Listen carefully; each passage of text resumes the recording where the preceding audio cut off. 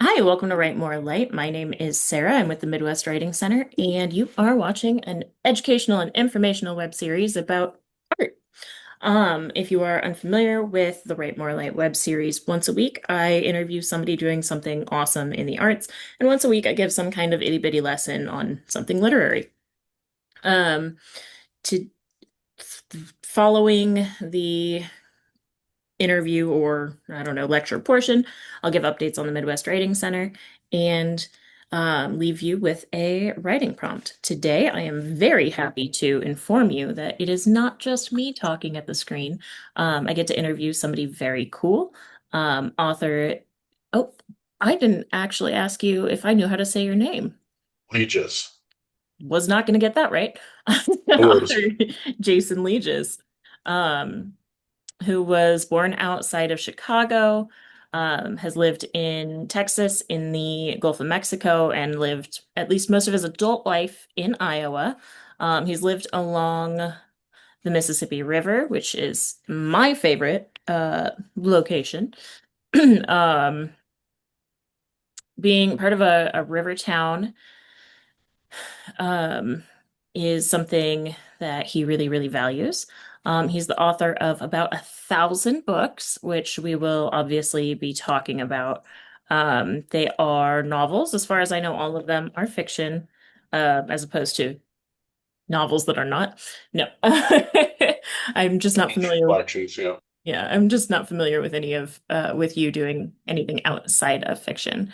Hmm. Um, he's now got a couple of ongoing series. He's active on Substack. He's got a beautiful blog where you can learn about both his writing process and the books that he's working on and a little bit about his life. Um, he's got two kids, a wife, and he is still living on a in a Mississippi River town. Thank you so much for hanging out with me today, Jason. I have so many thoughts and feelings about your books and your work, so I'm excited to get into this. Should be here, sir. Thanks. So first question, hopefully easiest question. How did you get into writing? I think it just kind of came, part of the inspiration for that was when I was a kid, growing up in Muscatine, Iowa, on Mississippi. I'd always loved the libraries, not just the libraries that were at my school, but also, the public library. A lot of times my dad would drop me off in the afternoons. I'd go over there, check out about 5 or 6 books, and just love the stories I got from them. I mean, it's too many authors to basically nail down like one or two influences. Stephen King was probably one, although my mom and dad wasn't a big fan of them. Uh, Frank Herbert, Douglas Adams, a whole bunch of others, uh, odds and ends of young adult fiction. And after a while, I said, well, I want to try and start telling these stories myself. Now, it took me a long time to actually put it down on paper. I mean, I've always been writing at one point or another in my career, but it's been in the past 10 years, I'd say, that I've been working on trying to actually make something of fiction and trying to tell these stories. So I'm not surprised, like knowing you, that those were your like formative or influential authors, but you don't, in my experience, I haven't seen a lot of like sci-fi or horror, whatever genre stuff in your work. I see the comedy influence for sure. Yeah, I mean, that's one of the things that I initially, I'm not one of those people that kind of say that I'm a genre writer, although I respect those writers that are in there. It's just been kind of like what I've kind of selected for my stories has been just kind of what prompted, just what kind of like tricked my fancy at one time. My first book, The Holy Fool, that was came from a little bit of my background in journalism and not necessarily my experiences, but the experiences of others in the journalism field and where it was kind of going once we got past the 20th century. And my obsession with soccer kind of led me to think, well, what would the American Lionel Messi look like? And I thought, okay, well, he's going to be from Texas. He's going to have a dad who's a college football national championship winning coach. And so he's going to have to choose between living with his dad or working with his dad in college or trying to try his passion of soccer over in England. So that just kind of took me off there. And before I knew it, I had about two books gone. Yeah, I assume that's the Striker series. Yeah, the Yank Striker series. So there's two in that series. I'm eventually going to do a third, although I wanted to try and dedicate my time right at the moment to gain some other fiction out, especially some of that horror sci-fi stuff that you were mentioning earlier. That's kind of my most recent project, and it's been inspired by. It's untitled. I make a big deal on my blogs where I say I'm not going to release the actual title of the work. I've always going to have working titles because it's one of those superstitions of mine. I'm thinking like, well, I don't want to let it out before I actually have the book ready to go. So we'll call it the Untitled. Well, I think I had a working title, and you'll find on Substack. I think it was like the river, the land, the waste, something of that nature. It's not going to be the actual title. I've got that in my head, but I'm waiting until we're about ready to get it set up. But that's going to be kind of set in a small Iowa town, small little river town, not unlike some of those that I've lived at, maybe amalgam of those, and kind of inspired by some of the issues that we're facing in the state having to do with agribusiness, the environment, pollution, that whatnot. That's kind of my jumping off point there. That's something I'm really excited about doing. I was checking my word count on this. I'm actually up to somewhere in the neighborhood of about 38,000 words already in the rough draft. And usually I try and shoot for under 100,000 on this. So we're doing pretty good. I got started on that Halloween night of last year. I'm not quite sure I'll have the whole rough draft finished by Halloween night of this year, but we're going to try and make a good run of it at least. Wow, that's first of all, what, like 6 months you did that much? That's Yeah, yeah. awesome. That's I feel like my whole manuscript is 40,000 words. Mm-hmm. Yeah. So you said that that falls into genre, I'm guessing based on Halloween and what I would call the horrors, that this is going to be that it's horror-y. Horror, a little bit sci-fi, and a little bit of environmental issues because I mean some of the stuff that's been going on with this recently has been That's like, yeah, that's what I meant by the horrors. yeah, yeah, inspired by that. But something that's got kind of a grounding there, and I Water just kind that's of pick not up a safe for little. pregnant people to drink just seems horrific to me. And then so I decide, well, what would happen if they dumped a substance into the environment that you just couldn't ignore anymore? I mean, people say, well, some people are getting more cancer, some people are getting this, that, and the other. But what if it had an effect that you really couldn't ignore? So that kind of was my jumping off point for this idea. Oh, I love that. I feel like my favorite, I don't know, sci-fi, my favorite horror is doing that, is forcing you to look at something Mhm. that you want to ignore or that's easier to ignore. Yeah. Or like life is easier when you ignore it, is what I mean. Mhm. Um, And I kind of want to, I kind of think that sometimes I'm a really horrible Iowa writer. My first book had no connection with Iowa other than the fact that my main character is actually born in Iowa. The Yank Striker series has no connection with Iowa whatsoever. I wanted to do one that was just kind of based in my backyard, and I think I was overdue for it. So I kept on seeing, I'm seeing a lot of good writers out there. And this is something that I think some have tried fictionally in this area.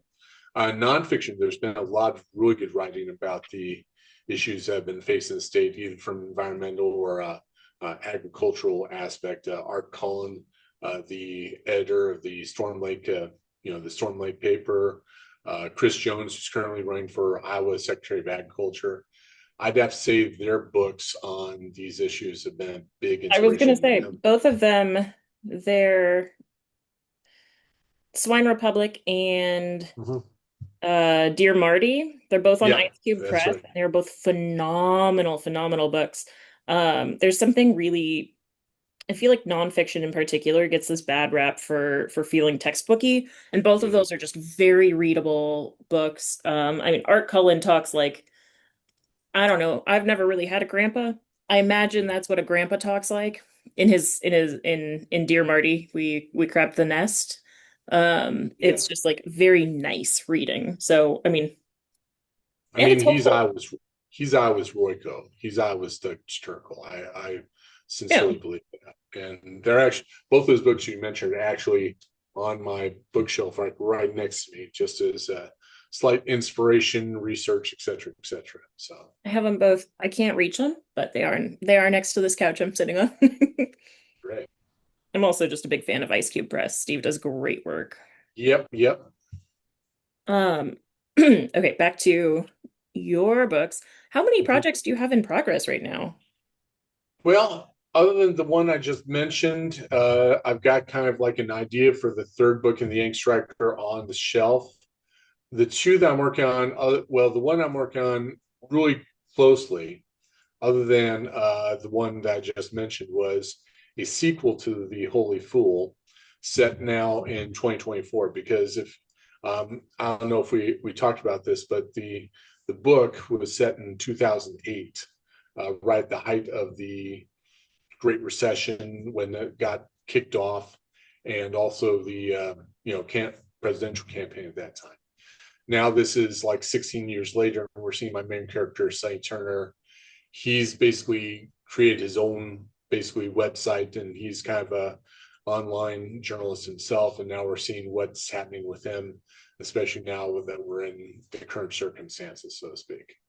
I thought that would be very interesting to see how he would handle that, because he, like, from the beginning of the book, the first book, you can tell that he kind of sees the press as a check on the powerful, no matter who the powerful is in whatever circumstance. So that'd be doubly the case, obviously, today. I love, oh gosh. First, I just love journalists. Oh God, I love journalists. But I think that's I some what I wanted to respond to is you said you thought it would be interesting to see his this character's response, and I think that that's a really cool um take for an author. Like I know all writers are different, but I'm really taken with you as an author being interested in your character's response because that's how I feel too. I don't control these characters. I listen to them. Yeah, So it's I don't and know, it's really nice to hear. he's gone through a lot. Like at the end. Okay, spoiler for a book that's released in 2019. He eventually leaves the United States. So for these past 16 years, he's been building this website basically on foreign soil, in Europe. Not to get too specific, but and then he's gotten married. He's had a couple of kids. Now he's dealing with the fact that he's getting close to have lived his life outside the U.S. nearly as much time as he lived in the U.S. What are those implications? What's that like, trying to be someplace different, being an expat, so to speak? Well, I prefer immigrant because that's what they really are, basically. And so trying to get that idea behind them, and also kind of like, because I've been looking at the decline of, let's call it, legacy journalism or corporate journalism or whatever the case may be, and kind of like the springing up of new voices in pen. And I think that my book kind of looked at that, kind of looked at that as a possibility even back then. Back in 2019, it was based in 2008, but because this has been a long process, and I went through it myself as a journalist, and I've kind of been observing it ever since I've no longer been in the game, so to speak. I wow, I think I'm going to really enjoy this. Um, so I know you have at least two others that are currently three others that are currently in process. You've got the sequel to Holy Fool, you've got the Mhm. Iowa Horror. Yeah, Sorry, my brain said Iowa Gothic and I got excited. Uh no, that's fine. There might be a and little bit of gothic in it. So. no, I just thought of Greenwood. It was just a moment for me. Um I once did a poem about visiting the home that was in the American Gothic mhm. book, in the American Gothic painting. That's in okay. I'm gonna say Eldon, Iowa. I might be totally wrong, but I think it is Eldon, Iowa. And me and my wife actually stopped by at the place where that's at, and they have like a nice little tourism center over there, like visitor center and so forth. And they had the one thing that caught my eye was they had this area that was kind of like left as prairie, like how the prairie would normally Hmm. look before all the settlers came, before all the farmers came back. Man, this was how the entire state looked, and now we have cornfields. I love So, Prairie. so anyway, that sorry, big non sequitur. You're going to be talking about some other projects. No, no, no, I love that. Yeah, okay, so you've got this horror book. You've got the sequel to Holy Fool. I Mm-hmm. know that I have seen two other works. Mm-hmm. Um, so do you have, what is that, four in progress? Do you have 12 in progress? No, probably four would be an accurate estimate, although whether I'm working on them all at the same time or different things, it's kind of choosy. I'm kind of like picking and choosing things because like my previous three books, I've gone through a publisher called Biblio Publishing in Columbus, Ohio. I'm kind of considering with these projects, especially the Iowa Horror Project, maybe looking at some publishers here in the Midwest to maybe try and take that, or possibly going the self-publishing route. So I'm kind of like holding off on some of them, and because I said, well, yeah, I can get you. I told my publishers you could have at least one of them here, and I want to try and do that for them. But I also want to try and do some of these projects that have been kind of like germinating for a while, and that. Now you're talking about one project, probably the kayfabe stories series. Okay, so not to get too spoilery on this, it's Wait, about I can a say, I knew who you were. I knew you existed. I knew about the Yankee Striker books. But I didn't know it was you. I encountered well, you called it kayfabe stories. That's so good.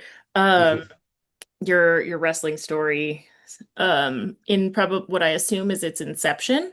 And I got really excited about it. Now you can talk. okay, great.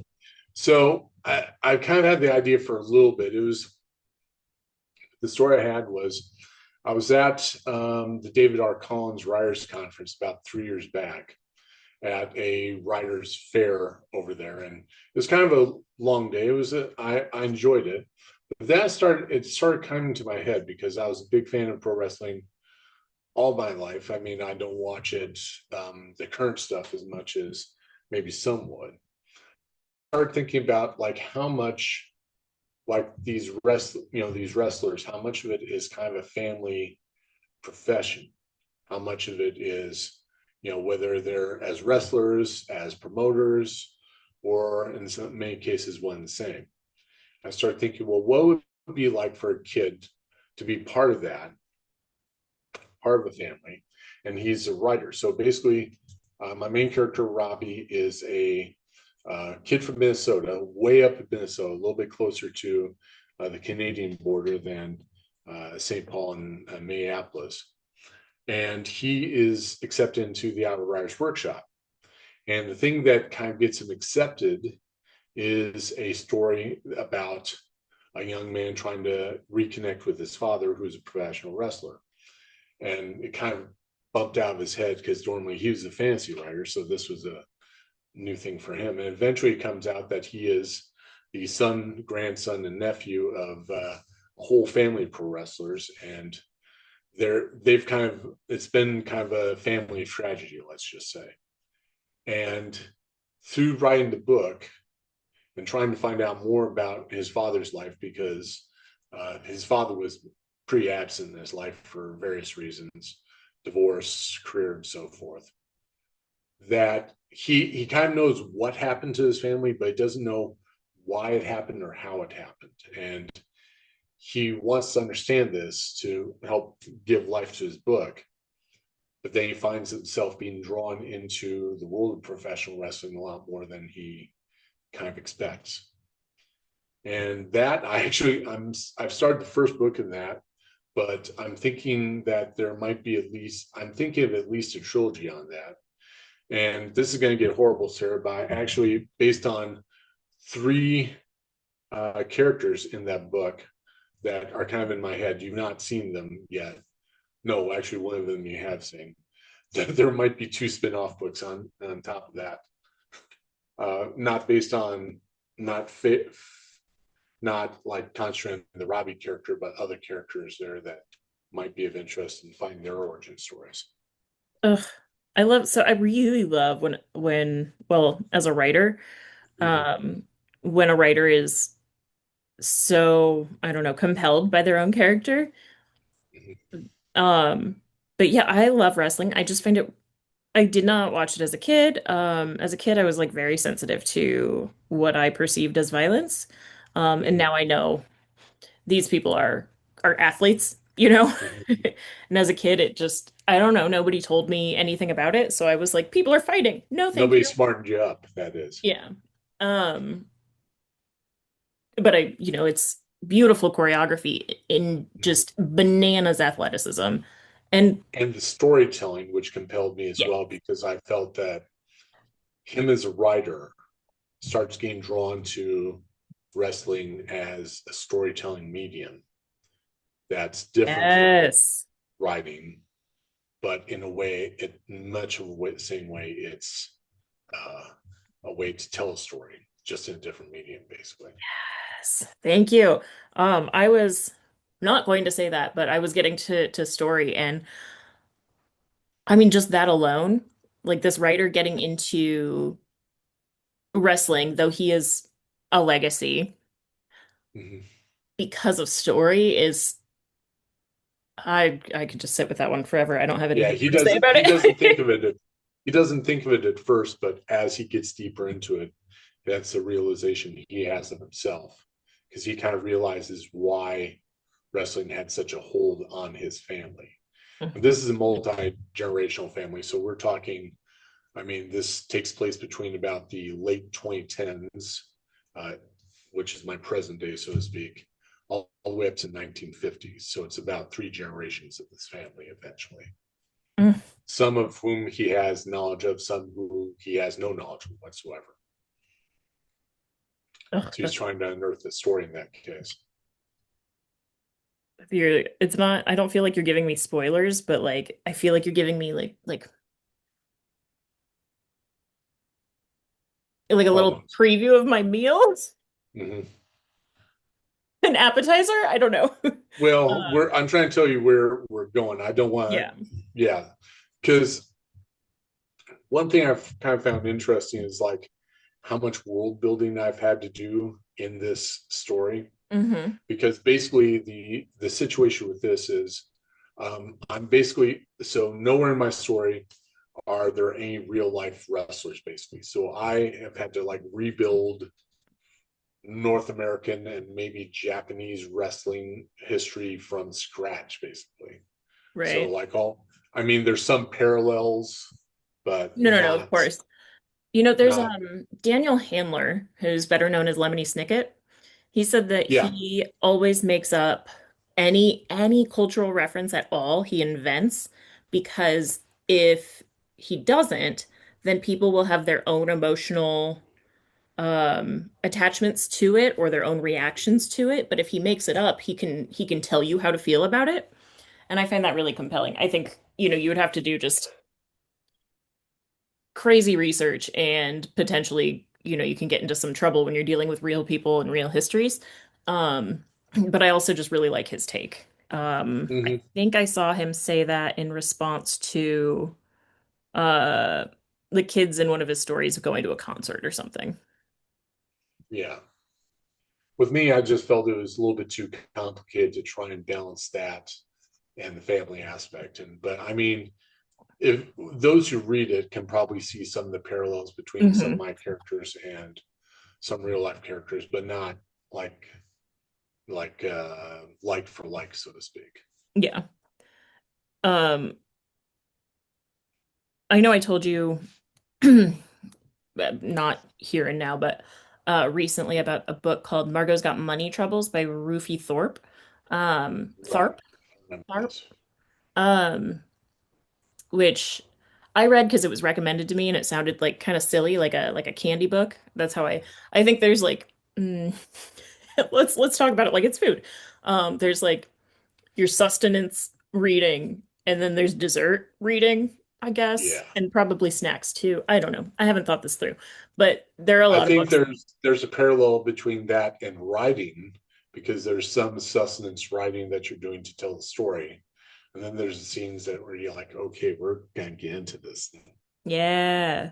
So Um, it could be that way too. well, I read the Margot's Got Money Troubles, thinking it would be a candy book, and it turned out to just be an incredible, incredible book. But the narrator's father is a pro wrestler, and so that was also sort of a catnip for me. But the author said, like, she always liked wrestling, but she didn't know anything about it, and she had to do just years of research to get Mhm. stuff right because she was referencing real people. And I just think that's got to be such an undertaking.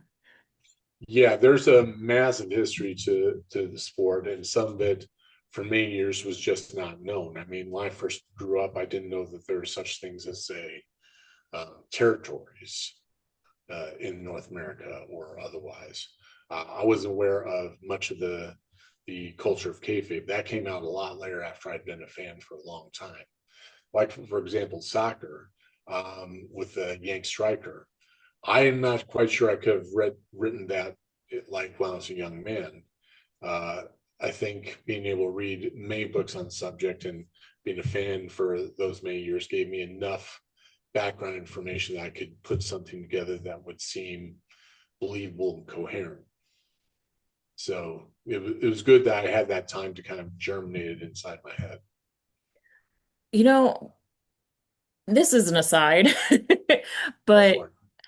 it seems like, especially, and this is really like a problem of the times and like the internet, but it seems Mm-hmm. like kayfabe is sort of out of fashion a little bit, which is such a disappointment, I feel like.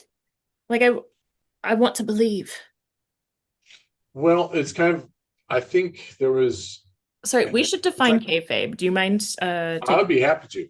So basically, it's the suspension of, if we're talking of like dictionary definition or something like that, it's basically the suspension of belief where we are treating what we are seeing in professional wrestling as an actual athletic event. Like this is an actual contest.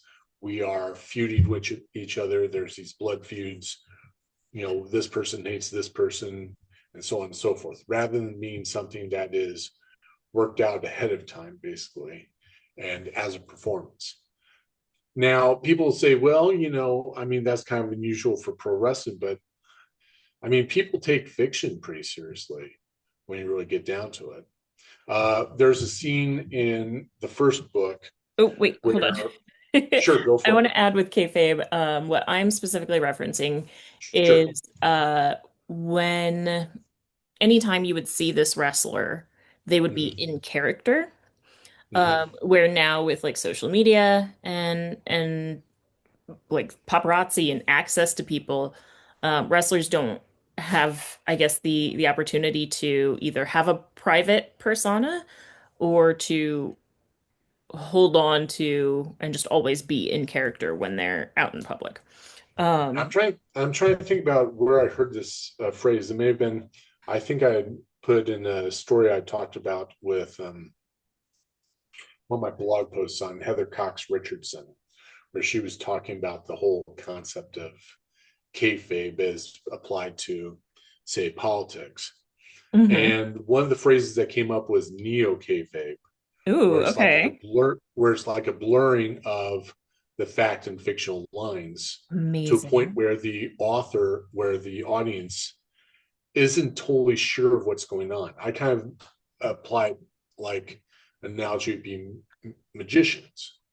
Now we know that what they are doing is fake, but we don't know how they're making it work. Yes. And we're not seeing, we're trying to find the illusion and we still can't find the illusion. And I think that with And the reason for, and I remember the famous Italian philosopher and footballer Giorgio Canaglia. He was a really good Italian striker. Played in America for the North American Soccer League, New York Cosmos. Actually, set the record for most goals scored in the North American Soccer League. Years later, he'd have a radio show on satellite radio, football show, and he always had one explanation as to why things happened in the sport of soccer. And you know what that is? It's the money, you morons. And that is what was the downfall of kayfabe, or at least the classical kayfabe in professional wrestling, was the fact that, in particular, although there are other promoters that eventually had this happen, Vince McMahon, who was the owner at that point of World Wrestling Entertainment, at that point WWF, he kind of let in, testimony to state officials, federal officials, that things were worked out ahead of time. That was all, and he admitted this to the government basically. And the reason he did this was he would no longer have to be like signed in with athletic commissions.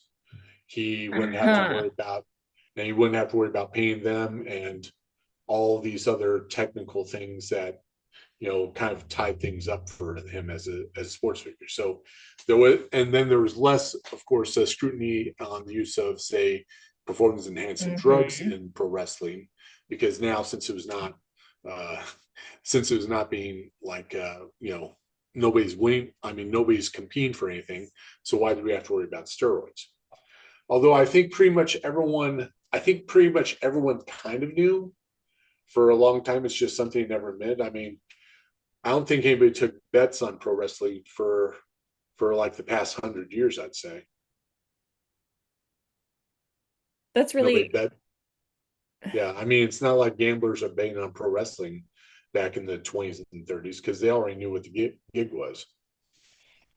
I know I don't want to make this like a wrestling show, but that's so But that makes so there's much a sense to me storytelling element because to that too. Yeah, there's a storytelling element to that too. You have guys who'd be living their gimmicks, like Abdul the Butcher, who was this big, people thought he was this big, black man from the Sudan, couldn't say a word, just was a savage. And in real life, he was from Canada, could speak very well, was pretty knowledgeable.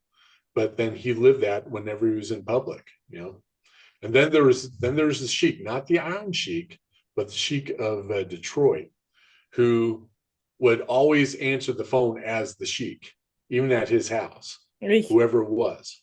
And then I heard a story that they had that where he would go so far as, like, when he invited wrestlers over to his house, he would have the wrestlers, the bad guy wrestlers, the heel wrestlers, and the face wrestlers, the good guy wrestlers, they'd sit at separate tables in his house. That's how far he went. So well, somebody might take pictures. No, what I was gonna you say, never know. I was just gonna go on another wrestling tangent. That's why I prefaced it with I don't want to make this the wrestling show, but That's okay. we know McMahon's evil. We just know that, right?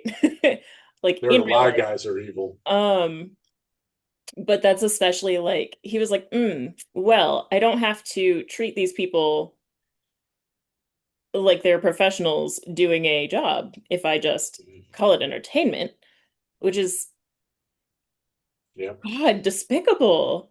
I mean, like they don't have health insurance. Oh yeah. No unions, nothing like that. Despite what Jesse Ventura tried back in the '80s. But then he was not alone among promoters that were kind of shady, and Yeah. that kind of comes up Well, in yeah. I this mean, we've book got a as lot of well. exploitation in any, well, in Oh yeah. any career. Mhm. Um, okay, wait. And of Okay, course, but all the wrestlers. Okay, go I for it. also know that you continue to work on the Yank striker. Yeah, I've got kind of third one. I'm kind of holding off on that a little bit until I get some of these other projects taken care of, because at this point I have 3 books and 2 of them are Yank Striker series. I want to have a little bit of variety here.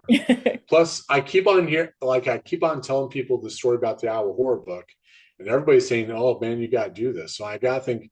I mean, I'm being a little bit like, well, I'd like to try and write something that a whole bunch of people that live around me might be interested in. So that, but the other stuff is not forgotten. We're working on that and tinkering with it and whatnot. It's just going to be a situation where we're trying to get this out as best we can. And that's the way you can tell, boys and girls, I'm not using AI putting this stuff together. Otherwise, I've had all this stuff wrapped up by the end of this year. And it would have been really not worth reading. It would have been worth writing. I mean, No. Yeah. that's where I come down the AI, other than being like Butler and Jihad and as Frank Herbert would put. Um, it's just I get the enjoyment out of it. Right. There's no point in writing if I don't want to That's the write. reason why I'm doing this now. You know, We make am I art going to because we're get paid? compelled to make art. Yes. So it's not. I don't see it as like, oh, AI is going to replace me, but that's totally irrelevant. I'm still going to be writing regardless of who's putting out AI or whatever, and some of that stuff is maybe not quite as sustainable as you might think. So anyway. Not even remotely, yeah. Okay, so that's the question. How do you deal with how do you create with so many works in progress? How do you separate them? How do you like choose what to work on? Well, I kind of put it on priority, and sometimes it'll be like what I'm feeling is the hot hand right at the moment. Because I don't want to get to the point where I just feel like I'm stuck on something and just not writing for like a week or a month or time. There's like times where years went by and I didn't write a single word. And then back around 10 years ago, I kind of made this conscious effort to say, look, I'm going to be trying to make myself better. I want to try and be productive. I want to try and write as much as possible before with as whatever time I've got left. So with that, it's just you kind of keep them.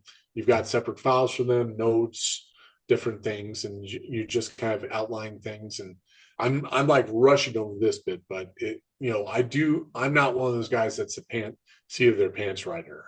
I know a lot of guys who are like that, and I respect it for what they do, but I want to have some sort of idea of what I'm going to be doing before I get out there. That's how I see it, basically. And I did a whole series on pantsers versus plotters as well. A couple of On the your Substack? Yeah, yeah. So Um, okay, well that interests me. So you said it sounds like in okay. I'm gonna try and spit this out. It sounds like sure. you've got your notes, probably an outline, maybe a rough outline, but an outline. Yeah. Um, and you've got, so we'll say there's 4 projects. Um, Hmm. but then when you sit down to write, you're gonna write either you have a priority project or Hmm. like something in mind, Yeah. or you're gonna write the thing that wants to get written. Yeah. That's how I'd see it.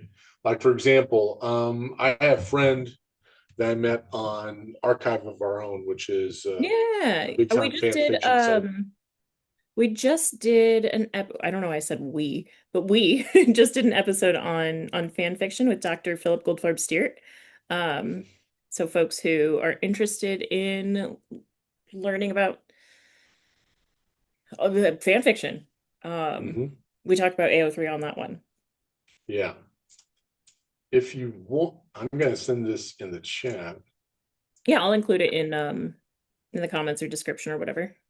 Yeah, and you can choose to or not. This is actually my link to my page on AO3 Oh, awesome. and some of the stuff I've written there.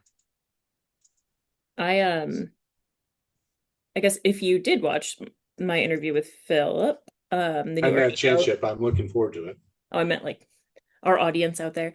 Then Oh, you know yes. that I find it really, really exciting and interesting. And I think that like in a lot of ways, fan fiction has to be the purest art because Hmm. it's for the love of the game. Anyway, so you met somebody on AO3. Right. So, and he actually wound up writing something that was alternative history fiction. Apparently, I was not aware that AO3 would allow that, but it does, and so it kind of inspired me to do a quick little. Now, I said I thought it was going to be a short story, but it's now turned into something of a novella.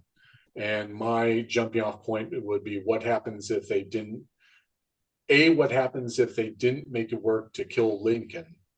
And B, what would happen if, say, it found was turned up that the Confederate hierarchy, so to speak, was aware of the assassination plot and was funding it as well. Ooh. So that actually the first two of those are on my Substack. The parts 1 and 2 are already on there. Actually, no lies. It'll be the second one is going to be on there today, a little bit later today. I think I had got to be posted about 5 p.m. actually. So, but the first one's up there right now, and I'm planning on at least two other parts of it. And it's just something that, like I said, for the love of the game, and I wanted to kind of put stuff out there for people to read, and there's been some really interesting responses to that. So, Okay, I would love to talk about alternate history sometime. mhm, I read this really incredible. I've read a couple things that deal with it, or like maybe sort of time travel, stuff like that. mhm. I'm just sorry. My brain went somewhere else. Uh, I don't remember what I asked that got us here. You were going to be talking about all. You'd love to talk about alternative history, and we kind of drifted off. Yeah. But I've seen some good ones out there. Some ideas like what would happen if you know the Mongols' invasion of Europe actually came off, and there because basically the reason that didn't happen was because Genghis Khan's son, who was in charge of the Mongol Empire, died in the middle of the campaign. So they had to go back and choose the new Khan. But if he hadn't died, Europe would have been wiped out. Man, the timeline is so fragile. Oh We have yeah, no idea what's going to affect and it. and in the first and then part one, you'll see that this is it's just one little thing can set it off. It's not something that even had to be that Yeah. like desperate. It was pretty. It could very simply fallen through. Butterfly wings and all that. Mhm. Uh, so how do you decide which piece of your four projects is the priority? Well, at this point, it's basically like which ones I want to get out first. So in this case, the Holy Fool sequel and this Iowa horror story are the ones I want to do now because I want to see them out.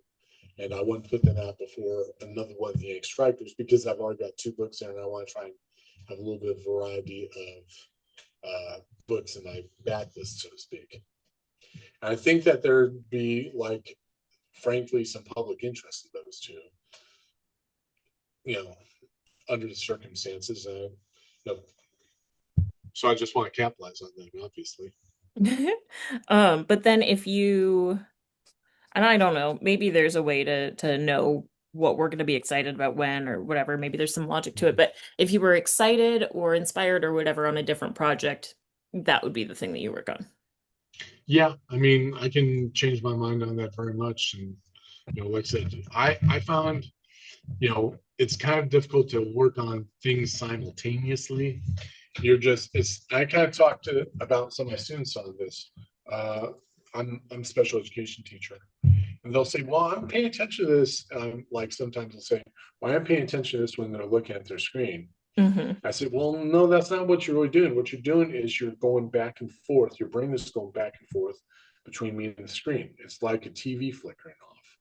And I'm not saying this just to say, oh, yeah, you should be listening to me. I'm saying this is science.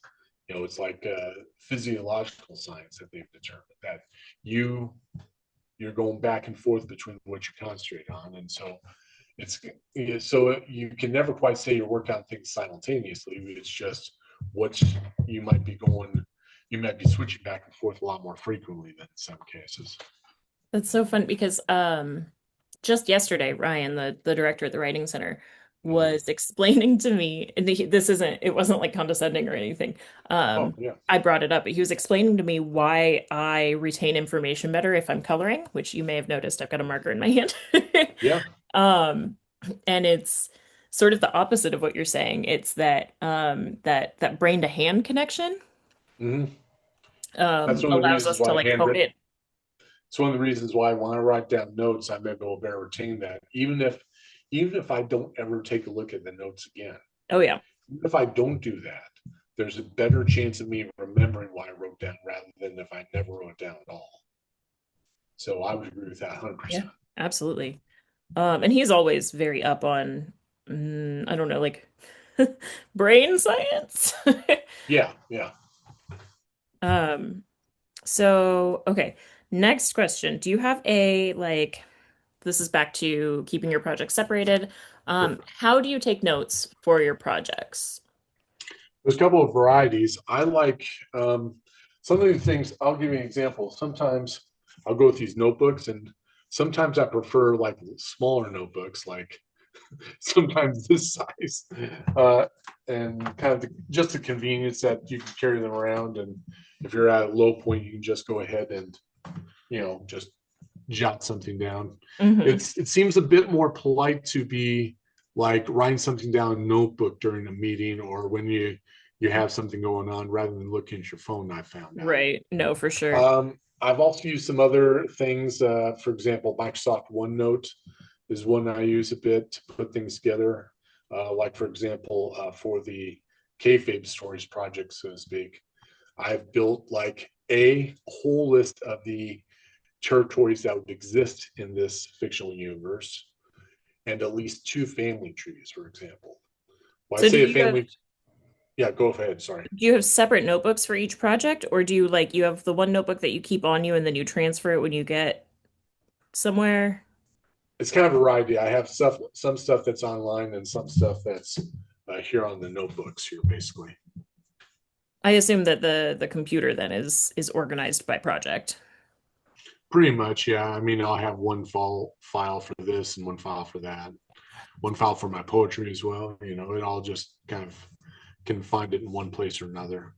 I guess I've been doing it for so long. I mean, I've been putting like Microsoft Word documents in files for so long. It It's just kind of intuitive to you. comes second nature at this point. God, that's great.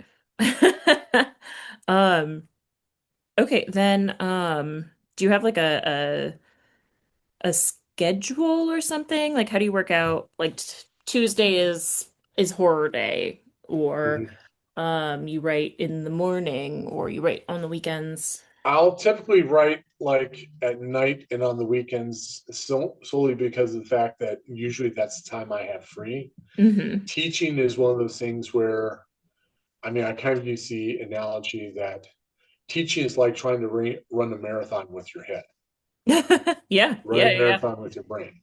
Even on the good days, even on the good years, it's a point where you're concentrating on that totally.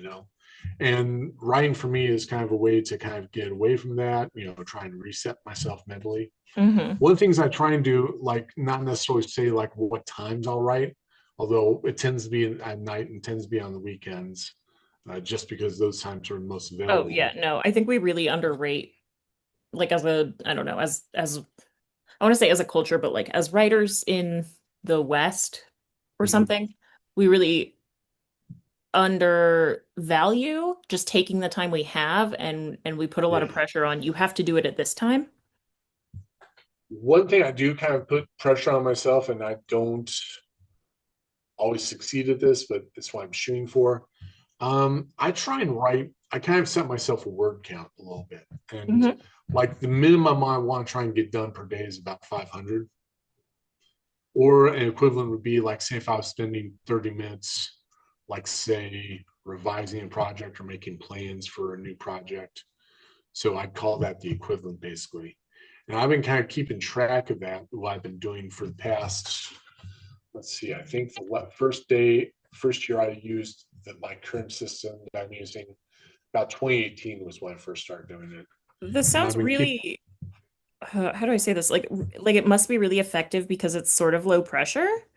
Do you yeah, mind talking in a little more detail about your system? So you've got your word count and it's what you're calling the equivalent. sorry. Yeah, yeah. So basically, I'll say, this week, so this day, I'll either do 500 words, so during that day, or 30 minutes of revising, and I kind of keep that in mind here. Just checking something. All right, good, good, good. So, and so I'll keep track of that. And on one of my blogs, my WordPress blog, I've actually been keeping weekly track of that for some time now. And that's also helped me kind of set like goals for myself on a yearly basis. So like I think in 2018 I was writing something like about 70, 80,000 words a year. Now I'm up to about 225,000 as of the last year. So it's been one of those things where I can kind of I know what pace I'm at. I know what I need to get there.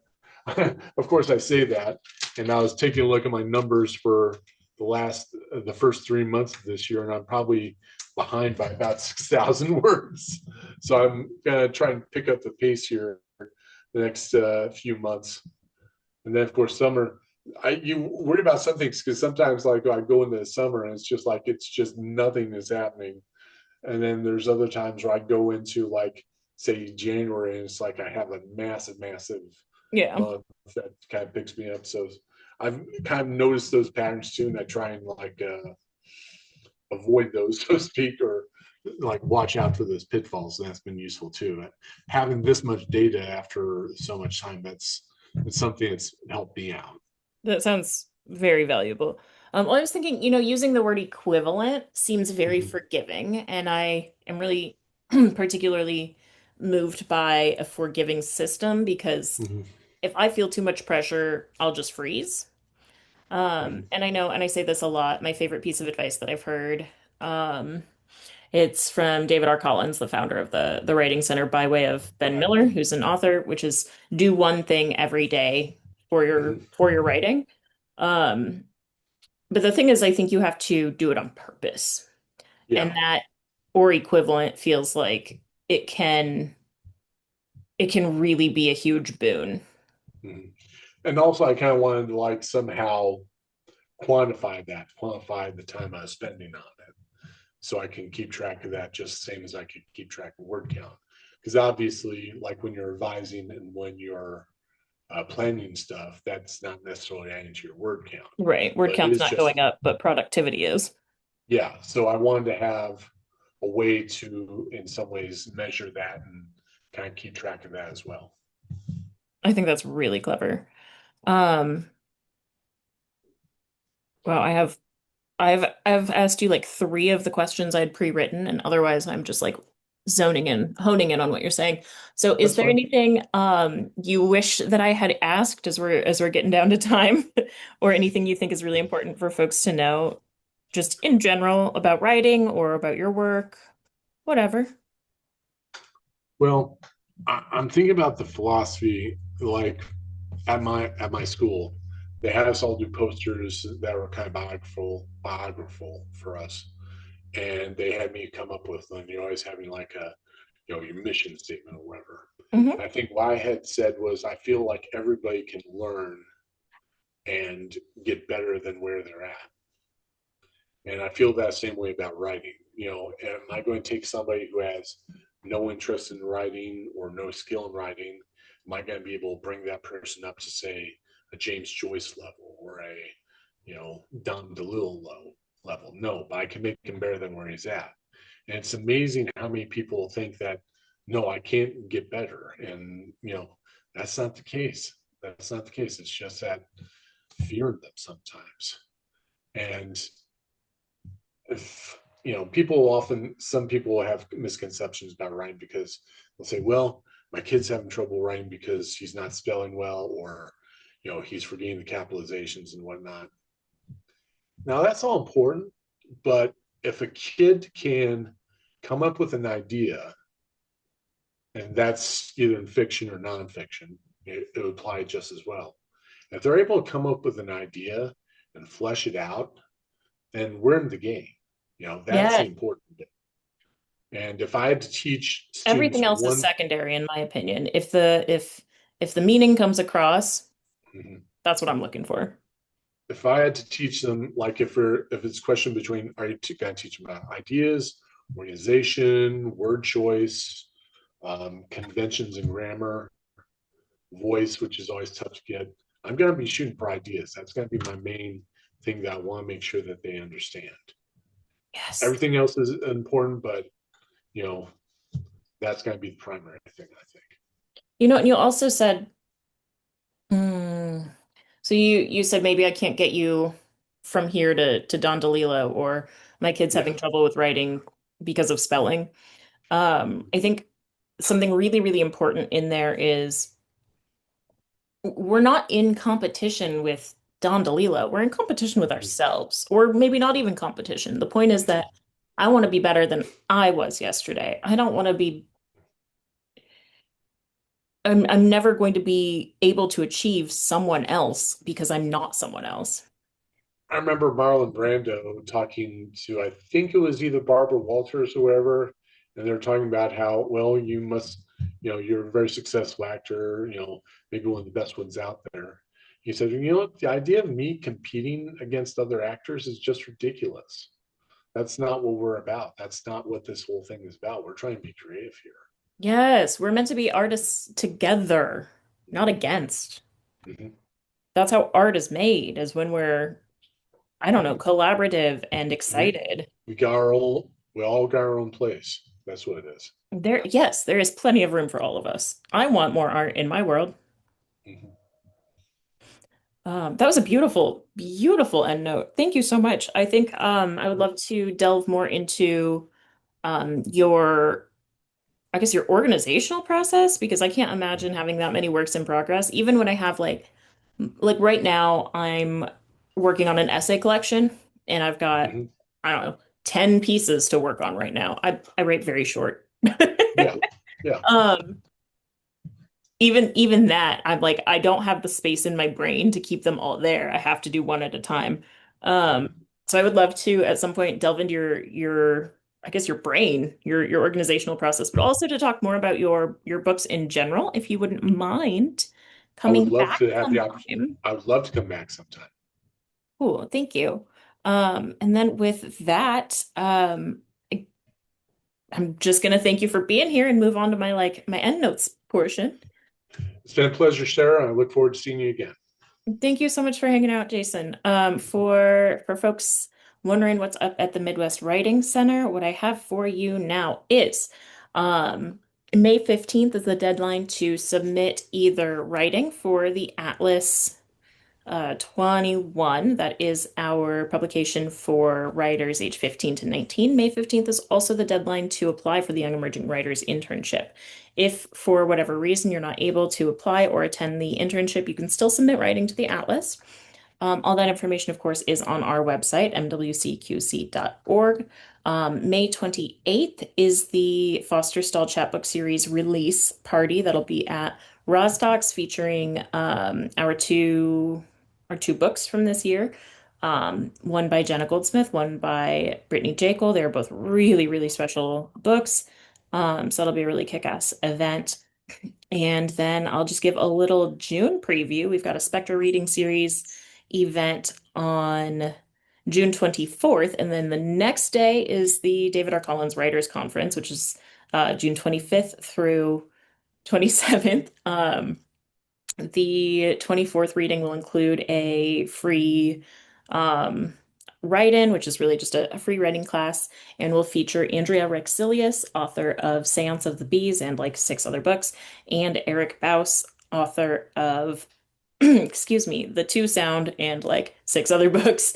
Um, Both are Denver locals in the Midwest just for a little bit. So that'll be a great opportunity to see them that Wednesday night, June 24th. And then, of course, our faculty for the Collins Writers Conference is Tatiana Schlote Bonet for novel writing, Adam Al-Sirgani teaching short stories, Margaret Yap teaching poetry, and Sin Kitchen teaching personal nonfiction narrative writing.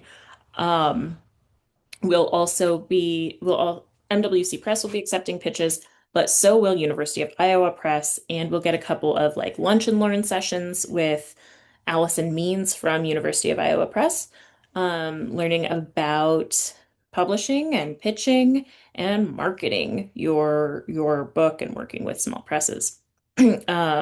So mwcqc.org, go look into our goodies. And for your writing prompt today, please go ahead, set 5, 10 minutes on a timer, whatever it is you can afford. And remember, whatever comes is whatever comes. A list, a journal, a proper piece of literary fiction, poetry, whatever it is. The point is that you're writing. And I would ask you to write with the idea of kayfabe, which remember is keeping that suspension of disbelief in or outside of the public persona, keeping it all the time. As always, please write more light into your life.